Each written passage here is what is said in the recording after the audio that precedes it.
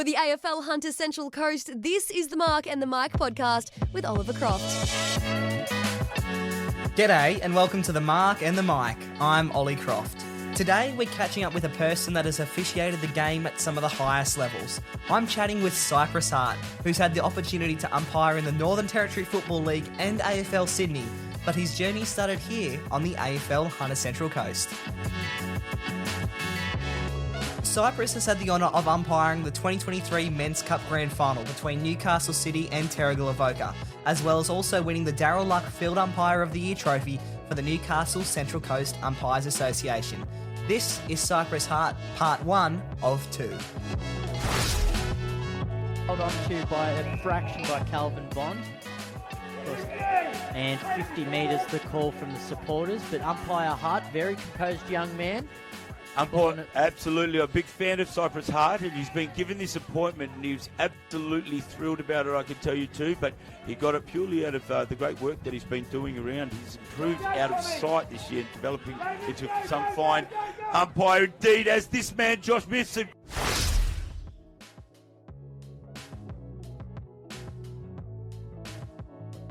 Cypress, mate, thanks for coming on the Mark and the Mike. Pleasure to join you, Ollie. Thanks for having me. Look, Cypress, let's start off with a light one. What are your thoughts on armchair umpires? Well, it's always easier to sort of make a conclusion on a decision when you have slow-mo or multiple different angles to sort of have a look at a piece of play on the field. So I don't really rate them, to be honest. Yep. And specifically, I think a lot of commentators, specifically at AFL level, are quite bad for it. In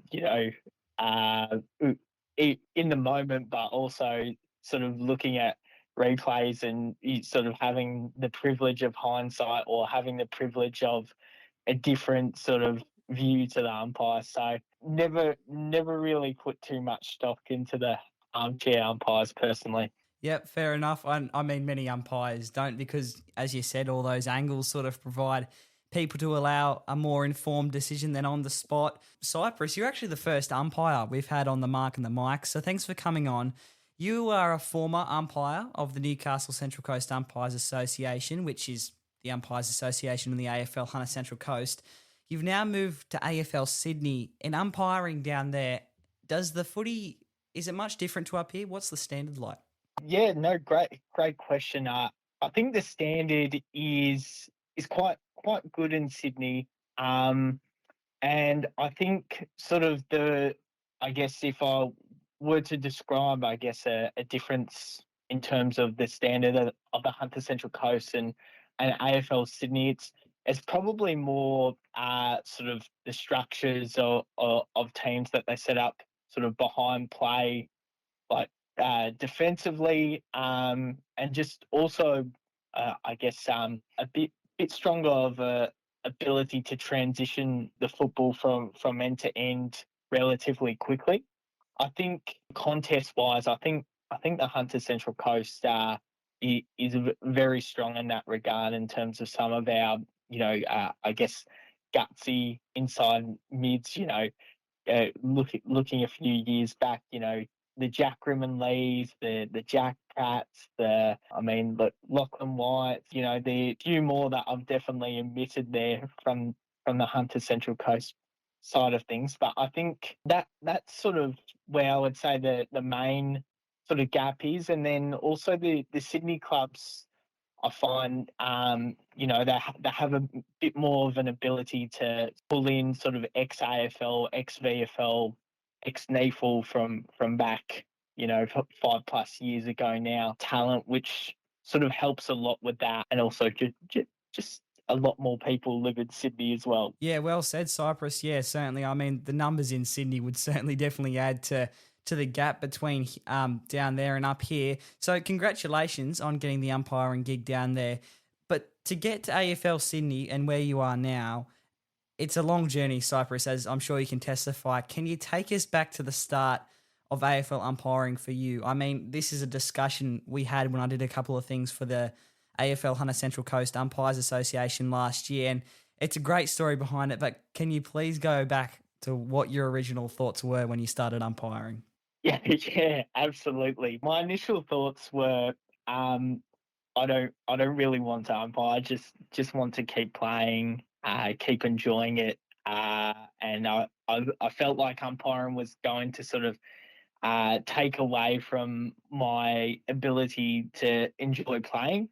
But thankfully, my lovely mother Jenna convinced me to give umpiring a chance. And sort of thinking back to my first game, which I sort of grew up in Sydney and then eventually moved up here. Now I'm back umpiring in Sydney, but I think it would have been at Baden Ball Oval in lovely Moore Park and in the eastern suburbs, umpiring an under nines game. And it's quite crazy to think that umpiring sort of been a part of my life for coming up on 10 years in 2027. So yeah, it's been great. So many great bonds and friends that I've made along the way, and just being able to enjoy the greatest sport in the world, and participated in it is just fantastic. Yeah, absolutely. I really like how you said there that the bonds and the friends you've made, because we're actually going to touch on that a little bit later on the show. So you've actually covered two questions there as well, because I was about to ask you about the first game you umpired, but I'm more keen now. What was the first big moment or decision that you made as a junior umpire that really stuck with you? Was it your first holding the ball call? Because that's the one that stuck with me on the footy field. That, that's a great question. It's thinking back, it was so long ago now. I honestly think like the most memorable moment from that first game was probably a ball up, oddly enough, and just sort of blowing my whistle as loud as I could at the time, and sort of going in there and picking out two rucks in under nines football. Yeah, that's probably like one of my first, I guess, not necessarily big decisions, but like one of my first like core umpire memories, probably. Ball up, that's pretty cool. And I mean, it's umpiring. It's not just the rule book, is it? I mean, you can read the rule book back to front, and that will certainly do spades for your journey. But it's a very technical part of the game, wearing the green shirt. So early on, when you were young, maybe this only happened a couple of years ago, but what part of umpiring did you just completely underestimate? I probably underestimated how I guess deep and intricate a lot of our rules are. I feel like as a junior umpire, at least like in my experience, for the first sort of 2, 3, even into I guess 4 years of umpiring, there's not a lot of insight into, like, for example, with holding the ball, some of the cues that we look for, like driving your head into an opponent, or fending or evading. And I felt like sort of when I first started umpiring, like I didn't really understand that. It was just sort of, do I think they've had prior? Yeah, I think they have, holding the ball, and sort of vice versa. And so I think that's something that I really underestimated. Like it's not as surface level of is it holding the ball or not. There's so many micro decisions that go into the overall decision, and the end outcome, whether it's a free kick, ball up, play on, etc. So I think if that answers your question, that's what I think. Oh, yeah, answers it perfectly. I like how you've worded there the micro decisions, because there is a lot to think about before you actually blow the whistle, or you just say, yeah, that's all right, keep playing. That takes a lot to learn, and it's not something you can learn from yourself. So did you have a first coach or a match day mentor that really challenged you and lifted your standards? I would say probably when I moved to the Hunter Central Coast and sort of starting to work sort of with Christine Burrows and Daryl Luck, is probably when really started to understand and start to learn some of the, I guess, deeper intricacies of umpiring. I suppose sort of prior to that, junior field umpire coaching is relatively surface level. You just want the umpires that you send out there to sort of have an idea of what a free kick looks like and sort of make sure that the game is safe. But then sort of jumping into senior football up here, there was a lot to learn. And I think those two, along with probably Simon Walker, a few others in the NT, when I went up there for my first season, sort of helped me develop a lot. I think I got a little bit off track there, Ollie, but No, that's all yeah. right. No, that's fantastic. And what really caught me out there was the name you mentioned of Christine Burrows and Daryl Luck, two amazing people, part of the Newcastle Central Coast Umpires Association. And I wanted to talk to you a little bit today about Daryl in particular, because in 2022, Cypress, and I'm sure you remember, you were actually awarded the Daryl Luck Field Umpire of the Year trophy. So I'm going to read the criteria of the award, and it states that the Daryl Luck Field Umpire of the Year trophy is to be awarded to a field umpire of any experience that has had an exceptional year in umpiring. This award should not be treated as an encouragement award, but as an acknowledgement of outstanding performances throughout the season. So Cypress, what does it mean to you to have won that award at such an early stage in your umpiring career? Because at that stage, you would have only been umpiring for 5 years, which is, in the umpiring world, still considered baby numbers sometimes. Yeah, that was a really proud moment for me in my umpiring, especially at the time I shared the award with Kyan Everson, who's like a really fabulous umpire that's come out of our region. Just recently umpired the Quaffle Senior Grand Final up in Queensland, which is a fabulous achievement. But like that was probably my first like really sort of significant umpiring award. And you don't umpire to win awards. Like for me, it's sort of always to go out there and just try to umpire the game as well as I possibly can, because I know how important that game is to every player, every coach, every spectator, all stakeholders involved in our game. Sort of hard to explain how I felt when I won the award. I think if I remember correctly, I wasn't able to attend the presentation night because I was up for my first season in the NT. But when I got that call, I was absolutely wrapped, and just felt really lucky and really privileged to have moved up to the Central Coast and continued to enjoy my umpiring. Joined a great group of people that sort of helped me nurture my umpiring skills and was lucky enough to be named one of the best that year. Could you talk to us a bit about Daryl Luck? He's an umpire in the AFL Hunter Central Coast, and he's a fantastic one at that, having umpired over 400 games of Men's Cup.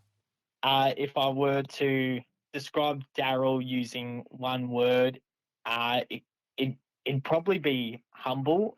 And I think the reason why I say that is just because he's just been such a great servant of the game for so many years. And after all this time, like Daryl just wants to enjoy his football, but B, put on a good game for all stakeholders, and being able to sort of pick his brains over the years, especially sort of, I guess, from more of a mindset and I guess between the ears perspective when it comes to umpiring, because he's umpired for so long now.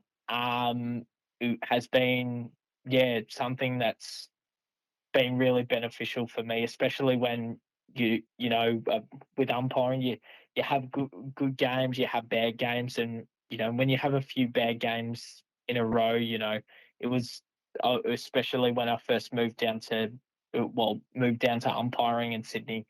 It was such a great asset to have Daryl there in my corner to sort of have a chat to every Monday at training. So would absolutely love to have the privilege of running a game with him again before he hangs up the whistle. But yeah, he just brings so much value and just a great fella, great heart, great fella. Couldn't speak high of Daryl personally. That's great to hear, Cypress. Yeah, he's very well recognised and extremely well respected on the footy field. Only 3 years ago now, it seems like it was a lot less time than that, but in 2023, you were selected to be a part of the Men's Cup Grand Final panel with two of your best mates, Kyan Everson and Zali Mertens. So it was Newcastle City versus Terrigal Avoca, and Newcastle came home with the cup that day, which was the first of two consecutive premierships. So the Black Diamond Cup Grand Final, number one sports ground, September every year. No doubt it's the biggest game of the year, and especially in a Terrigal Newcastle showdown. The pressure is through the roof. Can you tell us a bit about your experience on that grand final day? I remember it being a very, very hot day. It was it was a fabulous game of football, and just especially considering it was my first, it was just meant, well, first and only, to be fair, but it just meant a lot to sort of be lining up on the last day of September in the biggest game of the year. And the pressure I would say in the prelim was a lot higher than in the grand final. As much as most umpires would hate to admit it, the thought process of, well, the good thing is I can't get dropped anymore once you're on the grand final is quite relieving. I will say that. So yeah, no, they absolutely loved that day. So privileged to have got to run that game with Kyan and Zali. It was a real treat. And unfortunately, I don't see Kyan and Zali as much anymore because they're on to bigger and better things. But yeah, proud as punch to have shared the field with them that day, and to see what they're doing now is inspirational. Makes me want to keep going. Yeah, absolutely. Cypress, could you take us inside that grand final, inside that game day, a little bit deeper as an umpire? So, what times you got to the ground? What's the atmosphere like in an umpire change room before and then after a grand final? I mean, you can't lose the cup, but you can't win it either. Yeah, no, it's a great question. I remember rolling up to that game probably, I think it would have been maybe 11:30. To sort of see the tail end of the reserves, which I believe Isaac Cruikshank, Daryl Luck, and another umpire were umpiring. Because to be honest, that's my favourite part about grand final days, sort of getting to come together with pretty much, most of the umpiring group, specifically the ones that are lucky enough to get picked to run the grand finals, but also the ones that have, been good enough to come down and cheer on the troops and support. But yeah, it's sort of inside the room before that game. It was Zali's first cup grand final. My first cup grand final was Kyan's second. And we were just really excited, to be honest. There were definitely nerves, but we were just really keen to sort of get out there. And we sort of have a bit of a joke in umpiring. There's a sort of, you're meant to wear white football boots, right, or white runners, right? And we were sort of Zali, Kyan, and I at the time were the white boot gang, so we naturally had to get a photo of us with our fresh, nice, clean boots and runners before the game. And then after the game, unfortunately, I didn't get to spend too much time in the room after the game because I had to be the emergency umpire for the Shield game afterwards. But after the game, the brief moment I was in there, it was just sort of relief, to be honest, that the season was over, and not relief in like, oh, geez, I can't wait for the football season to be over, but just like you sort of felt, yeah, I think we did a pretty good job, and now it's all over. The storybook's shut. Not stress about football. Yeah, absolutely. No, that's really well said, Cypress. And as you're saying this, I can imagine in those rooms what it must be like to come back after a grand final, because that's just about how you felt you went and how you felt the teams went. And usually in umpiring, you can't really go too far wrong with how you feel. So that was a great insight. Thanks for sharing. You mentioned it a bit before. I'd like to probe a little bit deeper on it, but how important is mates in umpiring as well as playing AFL? At this point in my umpiring, it's probably the most important thing for me. A few umpires that I have known for years. Well, one for years, one sort of relatively recently. Both sort of based down in Sydney, and sort of a few other friends that I've made along the way. Sort of, I guess I'll drop their names. James Davidson, Dale Mapstone are two really great mates of mine from AFL Sydney. I've known James since I was 13 or 14 in my first or second year of umpiring, and just for them to sort of be involved in something that I love so much, and to sort of get to be around them on a Tuesday night at training, or like this year we were lucky enough to sort of run the reserve grade prelim final together.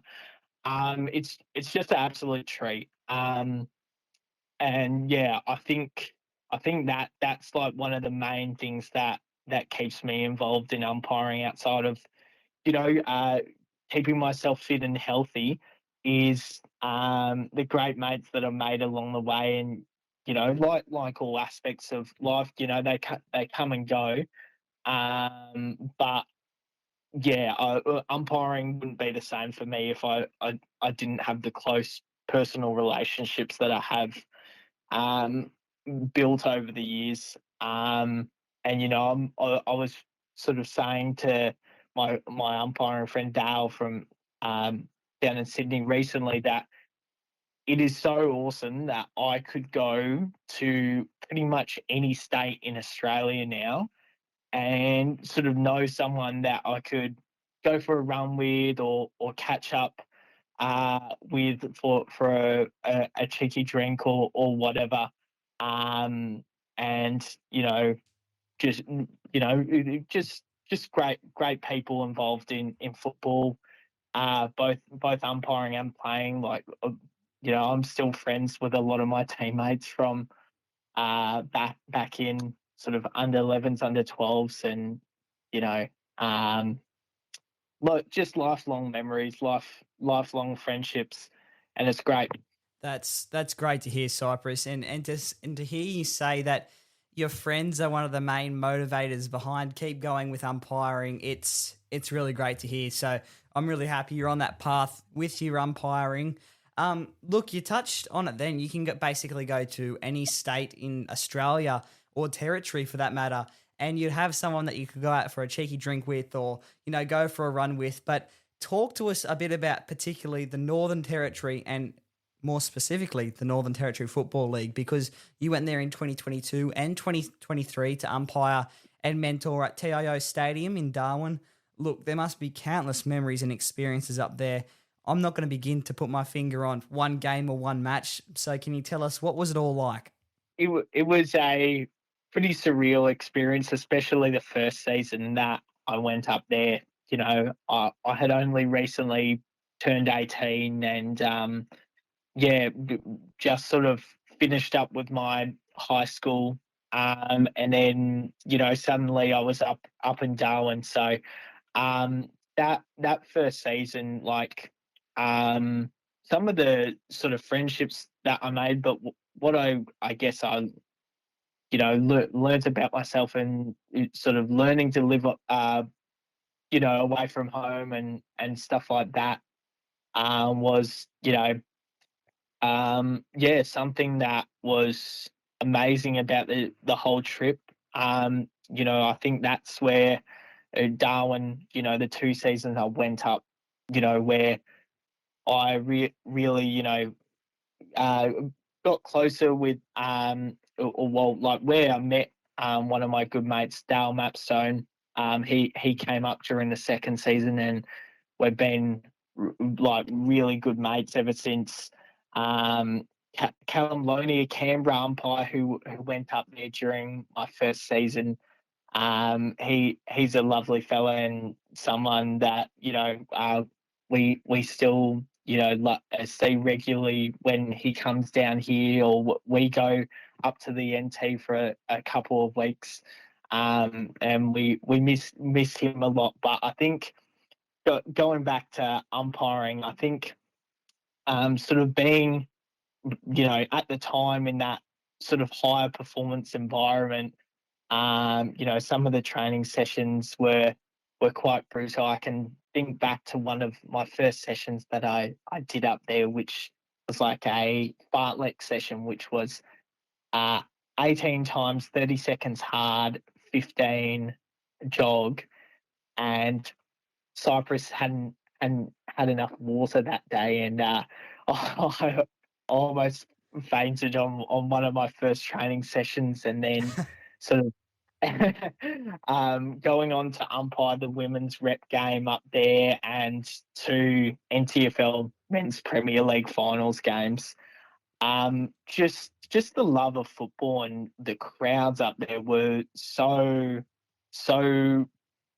beyond like what I'd ever sort of umpire in front of, and sort of has always made me want to keep striving, keep improving my umpiring to sort of be able to umpire in front of a lot of people in the big games, the games that people lots and lots of people care about. So those 2 experiences up there were fabulous, and I'm very grateful for all the things that I learnt, both life and umpiring wise, but just the great friendships that I made from the trips up there too. So, Cypress, I'm keen to know, out of all the games up there that you did, what was your favourite game? I would probably have to say, this might sound a bit strange, but it was round 18. I tell a lie. It was round 17, just before finals. So second round before finals, and it was Nightcliff v St Mary's, which is quite a blockbuster sort of match up there. Think of a top 4 clash in the Hunter Central Coast, maybe let's say a Newcastle City versus a Cardiff Hawks or something like that. I umpired it with 2 umpires, Callum Loney and Ash Gardiner, and that game was sort of one of the first games where I sort of realised, oh, hey, I'm actually doing a pretty good job out here. Like, this is a high pressure game. I believe the final score, there was less than 3 points in it, and that was probably my most memorable and favourite game of the season, because I think that's what gave me the chance to umpire Premier League finals up there that year. But just the 2 gentlemen that I umpired the game with, they were just really awesome to umpire the game with, and Ash Gardiner is sort of took me under his wing for a little bit while he was up there, and taught me a few things, and helped me sort of with a few things with my game, which was really awesome. Of all the games, I think it's probably that one, which sounds a bit strange, but I have the fondest memories of that game. Just goosebumps in the final 5 minutes. It was crazy. Well, we've covered a fair bit in this episode, but trust me, the good stuff just keeps on coming. Jump into Cypress Hart Part 2 where we take this even deeper.